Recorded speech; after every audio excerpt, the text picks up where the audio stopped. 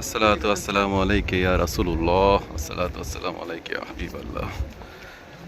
এই যে ঠিক সবুজ গম্বুজের নিচেই আমাদের প্রিয় নবী হযরত মুহাম্মদ সাল্লাল্লাহু আলাইহি ওয়াসাল্লাম শুয়ে আছেন। আজকে ওনার ঠিক পাশেই রিয়াজুল জান্নাতে ঢুকবো ইনশাআল্লাহ। রিয়াজুল জান্নাতটা কিন্তু উনি যেখানে শুয়ে আছেন মানে ওনার বাড়ি আসলে ওই বাড়ি এবং ঠিক পাশেই মসজিদ। খুব বেশি দূর না, কিন্তু হয়তো 50 ফিট কি 100 ফিট হবে, এর বেশি না। এই দুইটার মাঝের জায়গাটাই হচ্ছে রিয়াজুল জান্নাহ। কিন্তু এখন মানুষ বেশি হয়ে যাওয়ার কারণে ওই জায়গা থেকেও অনেক বাইরের দিকে মানুষকে নিয়ে যায়, বলা হয় এটাই রিয়াজুল জান্নাহ। চেষ্টা করবেন সবাই ওনার যে রওজা শরীফটা ওটা ঠিক কাছাকাছি থাকার জন্য এবং সামনের দিকে থাকার জন্য। যত সামনের দিকে থাকবেন ততই অ্যাকচুয়ালি রিয়াজুল জান্নায় আপনারা প্রবেশ করতে পারবেন। আলহামদুলিল্লাহ, প্রথম যে বাধা ছিল ওরা টাইম দেখে সময় দেখে আমাকে ঢুকতে দিল। ওই যে বললাম আপনার যে স্লট, সেই স্লটে কয়টার সময় অ্যাটেন্ডেন্সের সময় ওখানে লেখা থাকে, অ্যাটেন্ডেন্স 4:10। আমি 4:10-এই কাছাকাছি সময় ঢুকলাম, কারণ ভেতরে অনেক ভিড়, ওখানেও লাইন দাঁড়িয়ে থাকতে হবে। সো আগে না গেলে ওই স্লটটা পাওয়া যাবে না, পরে দেখা যাবে ফজরের সময় ঢুকতে দিচ্ছে আর। তো ওখানে যেয়ে কিন্তু ভেতরে আরেকটা ওয়েটিং আছে, সেখানে অপেক্ষা করতে হবে। ইনশাআল্লাহ আমরা সেদিক দিয়ে ঢুকবো। আলহামদুলিল্লাহ আমরা ভেতরে ঢোকার সুযোগ পেলাম। মাশাআল্লাহ, এখান থেকে সূত্র নেওয়া যায় জুতাটাকে রাখার জন্য।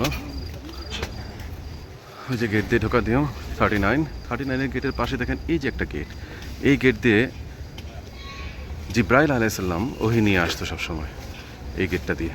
আলহামদুলিল্লাহ এই পাশ দিয়ে গেট দিয়ে আমরা ঢুকবো। আর এখানে আপাতত ওয়েটিং করতে হবে আমাদেরকে সবাইকে, আমরা ওয়েটিং করি। এটা হচ্ছে অপেক্ষার জায়গা, আমরা সবাই অপেক্ষা করছি।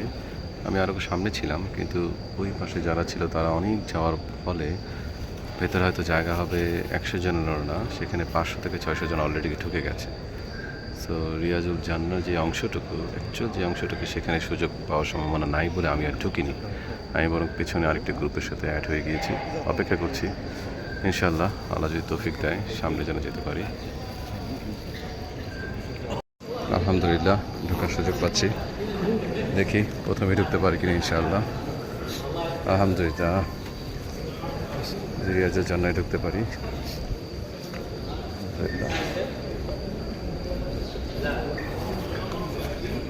রিয়াজুল জান্নার গেটে ঢোকার ওই যে রাস্তাঘাটটা, ওটা জিব্রাইল আলাইহিস সালাম ঢুকতো রাসূলুল্লাহের রুমে ঢোকার জন্য। তারপর রিয়াজুল জান্নায় ঢুকছি এখন।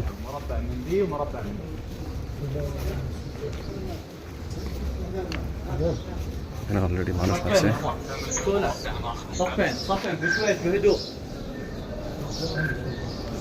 এই জায়গাটা হচ্ছে হযরত সাল্লাল্লাহু আলাইহি ওয়াসাল্লাম তার সাহাবীদেরকে নিয়ে মিটিং করতো।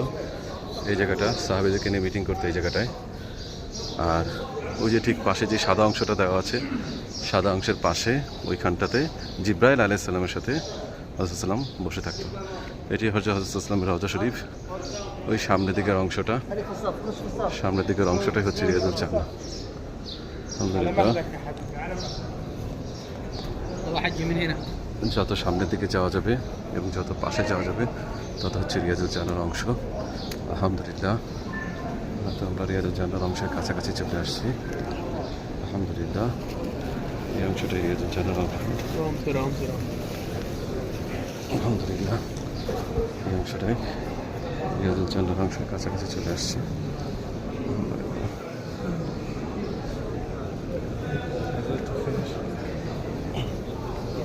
এই হচ্ছে সেই জায়গাটা যেখানে নবী করিম সাল্লাল্লাহু আলাইহি ওয়াসাল্লাম নামাজ আদায় করতেন।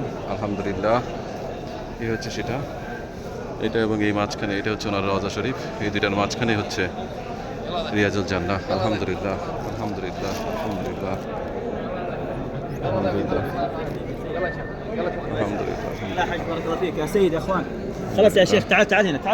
আল্লাহ তাআলা আমাদেরকে মাফ করুক। এটা হচ্ছে সেই জায়গাটা।